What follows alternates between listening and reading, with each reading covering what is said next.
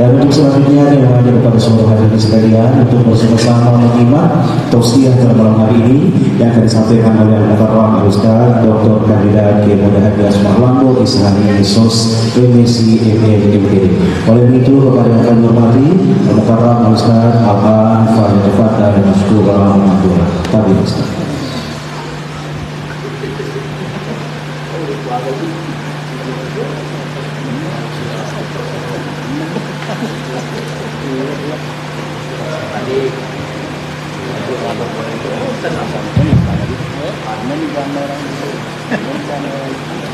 Bismillahirrahmanirrahim. Assalamualaikum warahmatullahi wabarakatuh. Saya ulang salam saya. Mudah-mudahan Allah menurunkan rahmatnya kepada kita semua, sehingga kita semua menjadi hamba-hamba yang semakin hari semakin dekat dengan Allah. Amin. Assalamualaikum warahmatullahi wabarakatuh.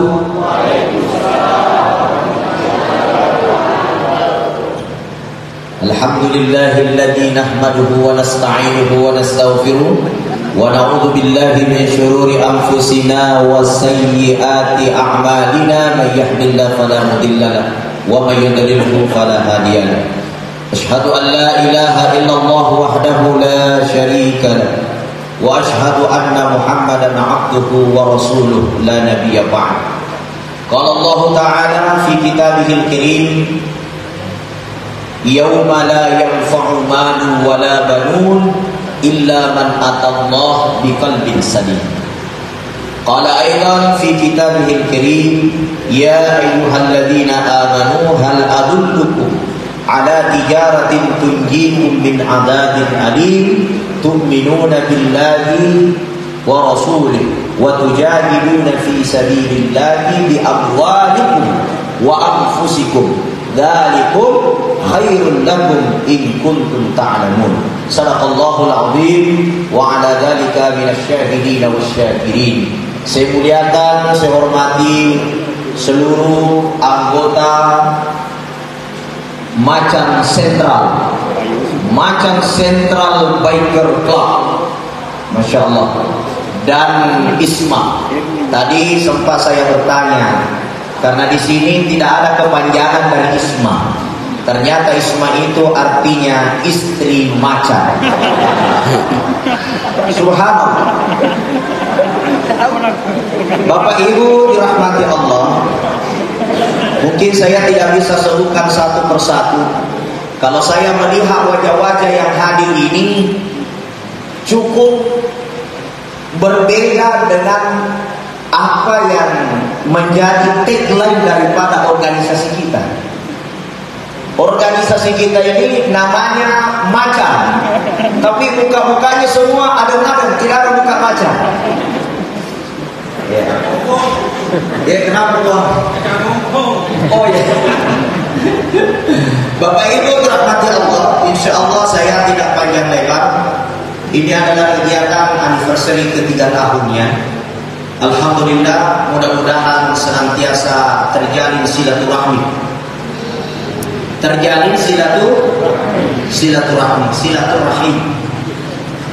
Silaturahmi ini memiliki banyak fadilah, kemuliaan.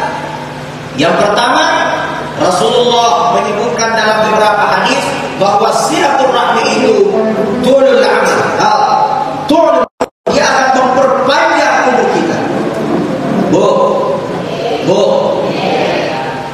mau berapa tahun umurnya? Hah? 42. Mau umurnya berapa tahun? Bingung. Bapak-bapak mau umurnya berapa tahun? Ya? Semua kita pasti menginginkan umur panjang, amal soleh, rezeki lancar, istri adem. Betul tidak? Semua mau.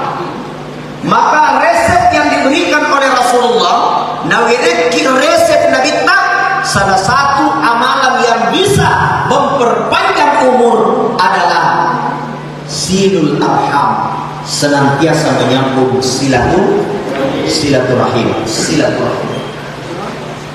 Apa wujud daripada silaturahmi? Salah satunya adalah terbentuknya suatu organisasi atau suatu perkumpulan atau suatu komunitas. Komunitas naik sepeda, komunitas macam-macam lah. Intinya komunitas itu adalah wadah untuk silaturahmi. Dalam silaturahmi, agar senantiasa langgeng, tidak boleh kita merasa paling berjasa. Semuanya Bu bersamaan. Paling tidak boleh merasa paling berjasa. Wah, saya yang paling banyak sumbangan di organisasi ini. Oh, saya yang paling aktif di organisasi ini. Oh, saya yang paling banyak memberi di organisasi ini. Oh, saya yang paling saya. Itu yang merusak persatuan dan kesatuan dalam organisasi. Jadi yang boleh elok malampe umurna organisasi kita, jangan pernah merasa paling baik, paling oke, paling mantap, paling berjuang, paling berjasa. Betul tidak? Bu, cuma ibu-ibu itu selalu memang rasanya paling. Memang ibu-ibu seperti itu. Merasa paling cantik, betul. Merasa paling oke, betul. Pasti. Karena memang salah satu sifatnya wanita itu wa tafakhurun bainakum wa takathurun fil amwali wal aulad, suka berbangga-bangga terhadap banyaknya harta, jabatan, pemberian, kecantikan. Kalau dikatakan, kamu itu pendek, iya saya pendek, tapi jangka waktu tidak ada. Selalu ada lebihnya itu. Kamu itu bagaimana? Suamimu bagaimana? Selalu lebih berbangga-bangga. Itu sifat wanita. Kalau di sini tidak ada itu. Semua di sini adem-adem, masya Allah. Tapi kalau kulihat-lihat di sini banyak yang sering marah-marah suaminya. Muka-mukanya malah semana nopong. Betul Bu? Tidak usah omong.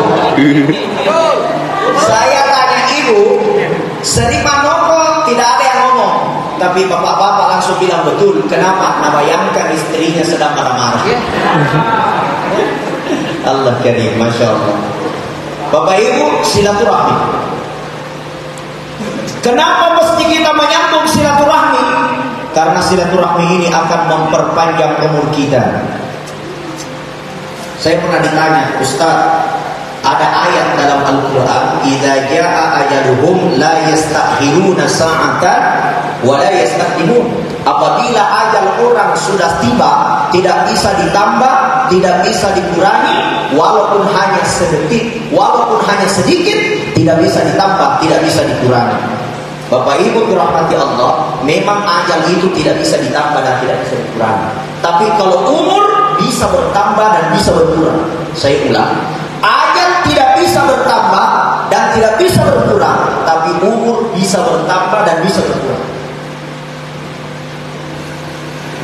Apa alasannya? Satu, Nabi mengajarkan doa panjang umur. Populer kita baca, inda kulli sholatin maktubah, setiap kita selesai salat 5 waktu, ada satu doa terdapat dalam riwayat Imam An-Nasai, itu selalu kita panjatkan. Allahumma inna nas'alukal huda wat tuqa wal afafa wal ghina. Allahumma tawwil umurana wa sahhih ajsadina waghfir amwalina wa auladina wa habbib lin-nasi ajma'in. Bu, hafal doa ini. Setiap selesai sholat harus dibaca itu. Itu masyhur dibaca. Itu disebut doa yang paling masyhur. 4 mazhab semua azkaru ba'da sholat, zikir setelah sholat itu masuk ini doa ini. Allahumma inna nas'alukal huda, ya Allah berikan saya hidayah petunjuk. Wattuqa, berikan saya ketakwaan. Wal afafa, berikan saya kemuliaan. Wal ghina, berikan saya kecukupan harta. Lengkap. Kemudian disambung Allahumma tawil umuran. Ya Allah, panjangkan umur saya li'amali sholih, dalam melaksanakan amal soleh. Bukan sekedar minta umur panjang, tapi harus minta amal soleh. Apa digaga gunana malampir umur maka solat bawa malampir umur ini karena banyak orang penting nak kulakainya malampir umur nana ini karena beliau becek. Betul tidak? Jadi panjang umur di a'mali sholih, dalam amal kebaikan. Itu. Umur bisa dipanjangkan kalau Allah yang mau. Maka kita minta panjang umur. Bisa dipaham? Bisa. Contoh kedua, yang bisa memanjangkan umur dalam beberapa riwayat itu adalah sedekah. Apa bu? Sedekah. Banyak yang bersedekah dulu. Ya, sebelum kita pergi ke pasar sentral pagi-pagi, sedekah dulu, sedekah pagi. Bagaimana caranya sedekah? Gampang. Kalau tidak ketemu ki orang miskin, anak yatim, cukup sedekah sama ustaz. Ya, ketawa Ustaz Mustar yang secocok sih. Iya.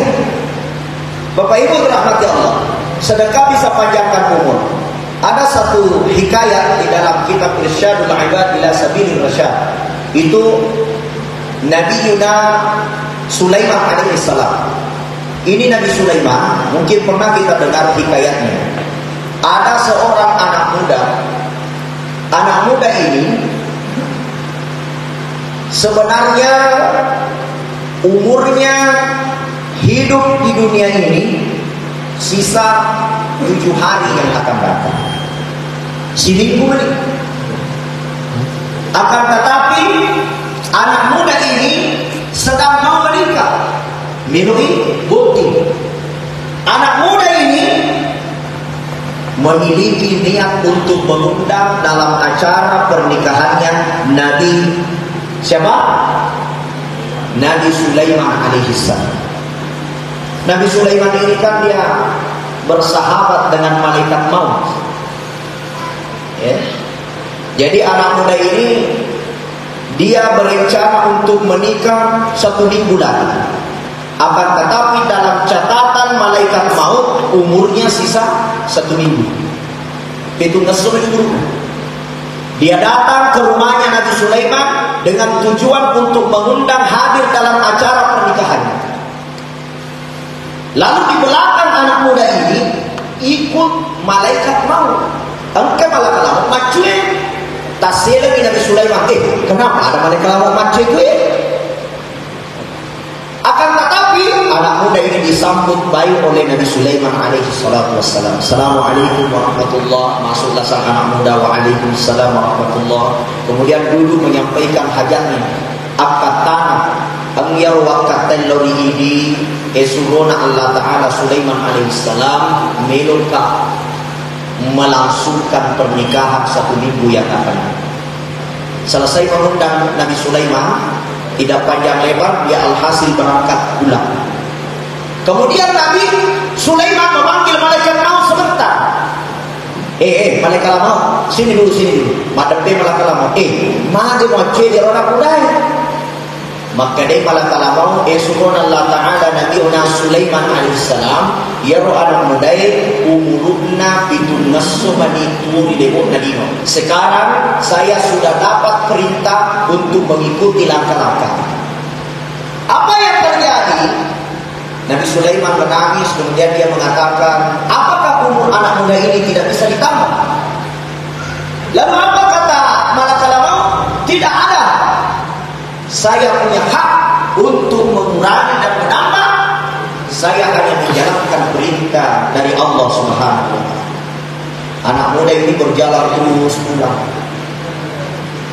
Di pertengahan jalan ada suara anak yang menangis karena kelaparan dan ibunya sedang sakit. Ada anak menangis kelaparan, ibunya merasa. Dan ternyata sang ibu ini adalah janda yang meninggalkan 1 anak yatim. Ibunya sakit, anaknya kelaparan, dan tidak ada warga yang membantu daripada anak yatim dan janda. Akhirnya sang anak muda singgah, terketuk hatinya, singgah di rumah anak yang menangis tadi. Kemudian melihat ibunya sedang sakit, kemudian uang yang akan dipakai sebagai biaya pernikahannya, dia ini ugi di mendrena ya.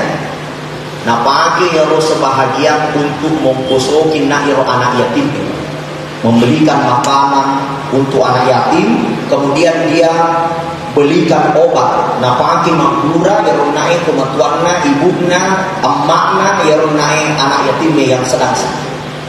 Dia rawat dengan obat, dia berikan pelayanan yang baik kepada anak yatim. Akhirnya dengan uang yang akan dipakai menikah itu sisa sedikit. Dia semulana, kemudian dia menyampaikan bahwa uang saya sisa sedikit karena saya pakai membantu anak yatim dan lain sebagainya. Saya pakai untuk menyembuhkan, untuk mengobati orang tua daripada anak yatim tadi. Dan apa yang terjadi? Tiba hari H tetapi terima lamarannya. Sampai hari H acara pernikahan, datanglah Nabi Sulaiman alaihissalam di dalam acara pernikahan tadi.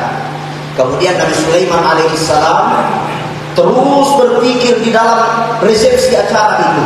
Ada pikir Nabi Sulaiman, ya Allah, lo mati ya anak muda, lo dimati. Sementara berlangsung pernikahannya tidak ada masalah. Akhirnya 1 minggu setelah menikah masih hidup dengan rukun bersama istri. Akhirnya 1 bulan 2 bulan masih saja bersama dengan istrinya, belum mati-mati. Akhirnya sampailah dia punya anak. Akhirnya sampailah dia beberapa bulan melahirkan anaknya. Suatu ketika Nabi Sulaiman menemui malaikat maut. Kemudian dia sampaikan, wahai malaikat maut, kamu pernah mengatakan kepada saya perkataan yang tidak benar. Betuan namun berlebihan malaikat maka dari malaikat maut, apa kebohongan saya? Lalu Nabi Sulaiman mengatakan, pernah suatu ketika ada seorang anak muda yang kau ikuti langkahnya, berhajat memanggil saya dalam acara pernikahannya. Katanya engkau akan mengambil nyawanya 7 hari lagi, pas di acara pernikahannya engkau akan mencabut nyawanya. Dan anak muda itu sekarang sudah punya anak, rezekinya mengalir terus, dan dia belum mati sampai sekarang. Lalu malaikat maut mengatakan, wahai Nabi Yunus Sulaiman alaihissalam, ketahuilah anak muda itu diberikan tambahan umur 40 tahun setelah pernikahannya, disebabkan karena dia telah membantu anak yatim dan janda tua yang sedang sakit, sehingga Allah menyuruh saya untuk menangguhkan pencabutan nyawanya. Jadi ditambah umur 40 tahun Pak, gara-gara sedekah. Berarti umur bisa ditambahkan. Jadi umur bisa bertambah, ajal tidak bisa berubah.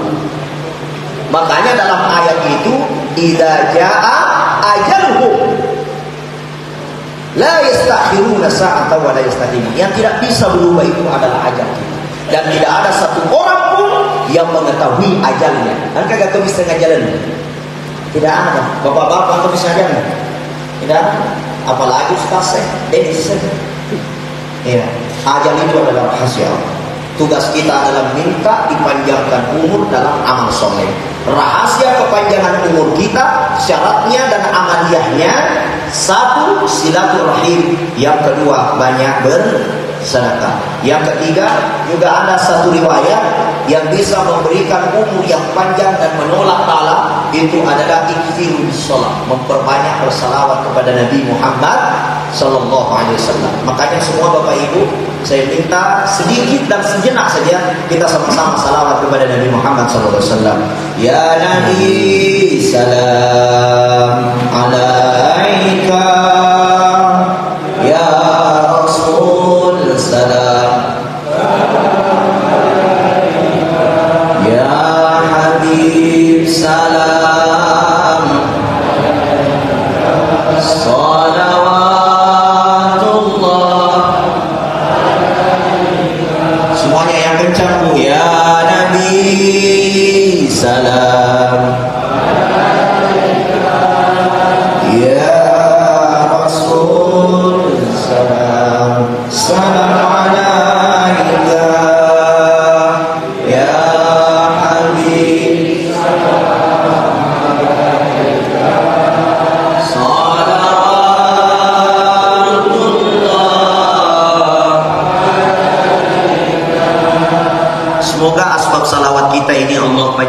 umur kita. Amin. Kemudian selanjutnya Bapak Ibu dirahmati Allah Subhanahu wa taala. Dalam kehidupan kita tidak akan pernah tercapai sebuah keselamatan kecuali memiliki hati yang bersih. Di dalam Al-Quran yang saya bacakan tadi, Allah Subhanahu wa taala mengatakan, "Yauma la yanfa'u malun wa la banuna illa man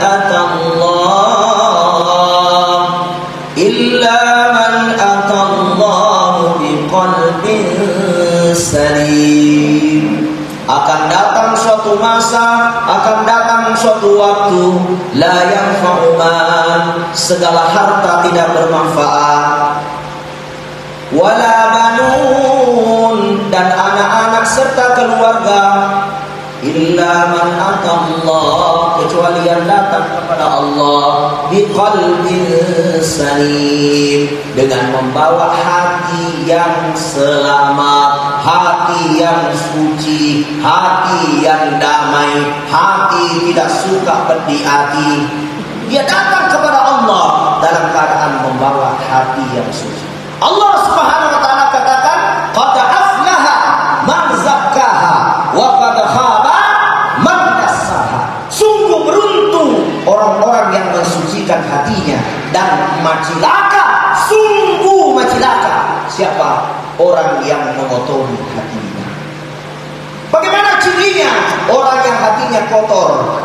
Kalau dia bertetangga, biasa nabu di nasiwa ada bantuan. Kalau dia bertetangga mak balut-balut, nabu fitnah balut-balut. Tapi kalau di sini tidak ada tukang fitnah. Tidak ada ya? Nah, di sini yang ada cuma Isma, istri macan. Bu, jaga ini hati kita. Jaga ini hati kita. Rasulullah Sallallahu Alaihi Wasallam sebelum menerima aturannya, sebelum menerima wahyu, Pak, dia dibawa dulu ke Gua Hira. Untuk apa? Untuk bertapa, untuk merenung, untuk berzikir kepada Allah. Agar apa? Tazkiyatun nafs, agar hatinya menjadi bersih.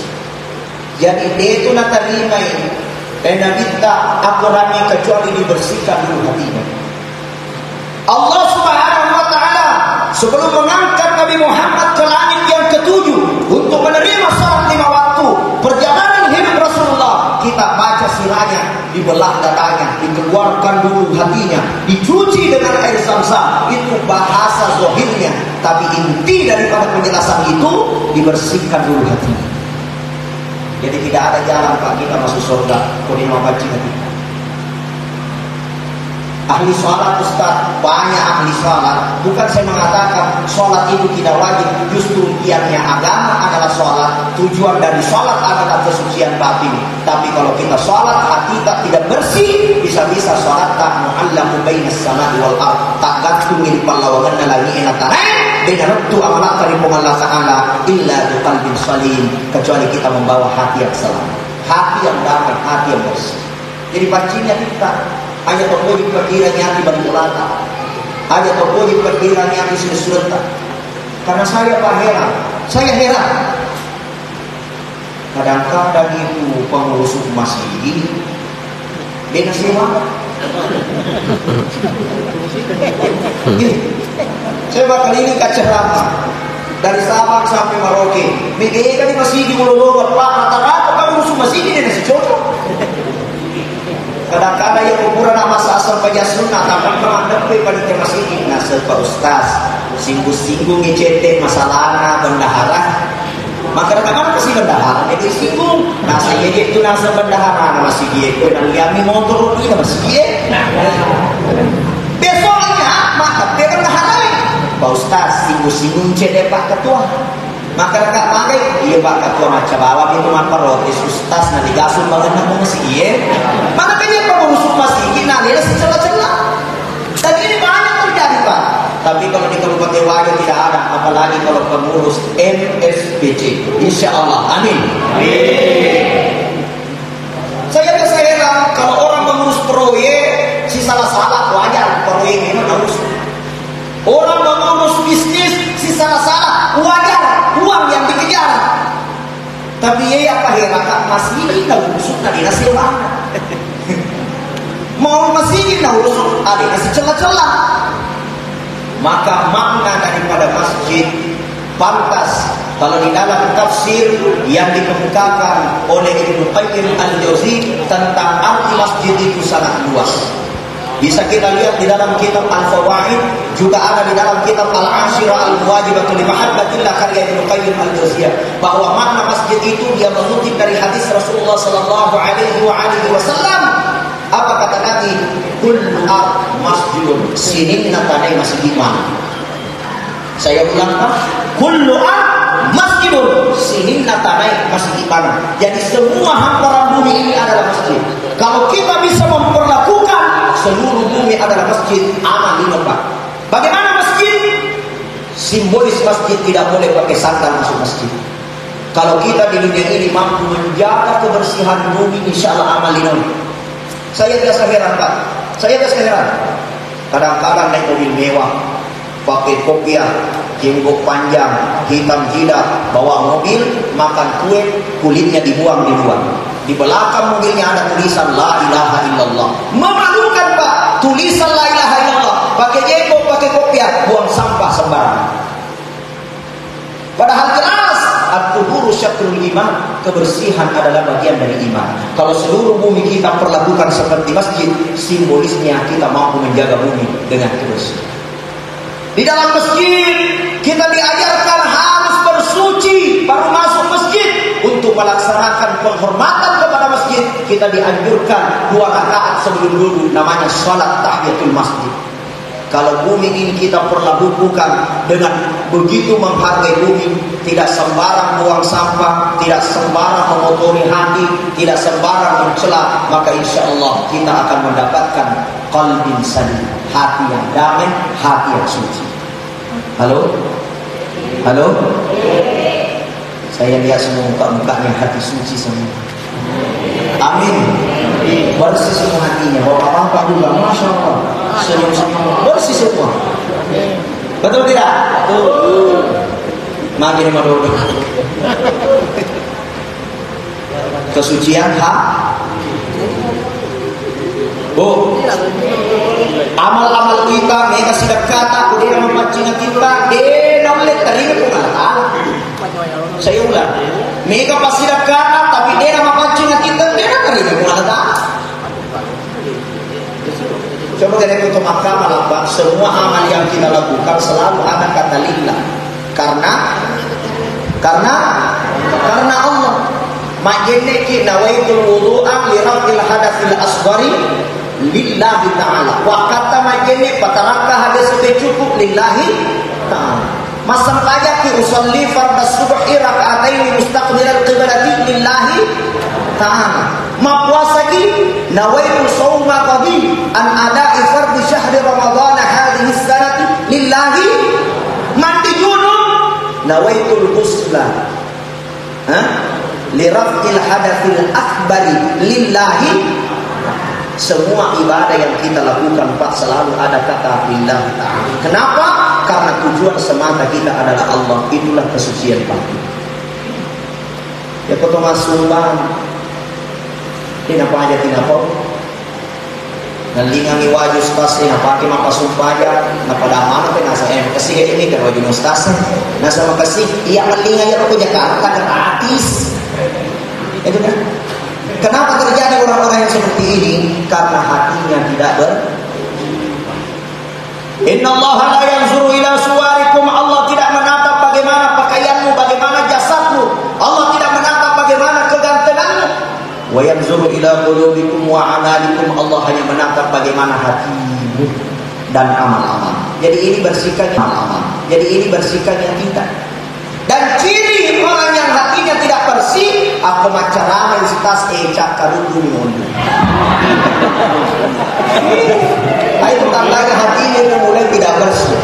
Ibu-ibu saya lihat sudah mulai ini. Dia naik kamu cawa-cawa pakai hehehe. Dia makan itu sudah tanda-tanda itu. Jadi kebersihannya hati itu mahal. Sangat mampu. Halo? Lanjut? Mega dicatat dulu. Terakhir saya sampaikan.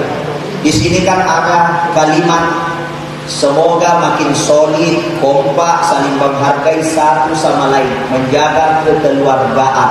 Nah, kekompakan, saling menghargai, istiqamah solid, semua ini bisa terwujud. Semua ini bisa terwujud apabila kita mampu menjaga kesucian. Aku dik nama pacingan kita itu masih di sini. Makai nasabak tuli makan berarti. Aku masalah kita tidak bisa menjaga kekeluargaan. Si tak terjadi aku ini nama pacingan ini. Saya biasa Pak heran juga. Ada orang kita sementara sholat Pak, sementara sholat sama-sama, hanya perbedaan takbir saja, satu tinggi takbirnya Allahu Akbar, satu rendah takbirnya Allahu Akbar, kadang-kadang saling mencela. Ya rumah tangga tak berena, maka dia harus tamre bajarina di waktu misal buka depan, masa saya bersih. Yang lebih parah lagi Pak, ada orang kalau berdiri nasabka ajin kawiyau. Sawu suhufakum rahimakumullah nasabana dia nak kaya. Na pecho aje na kawin na papat pese dia. Na pecho aje na kawin na papat pese dia. Lo itu dia aje na. Ada je. Kan masa sesi komisi. Kenapa? Saya tahu memahami hadis apabila kita sholat rapatkan. Akhirnya rapatkan aje. Saya tahu nak kena itu aje na. Na cace garuk na tinabakat pe aje na kan itu masih gitu. Masa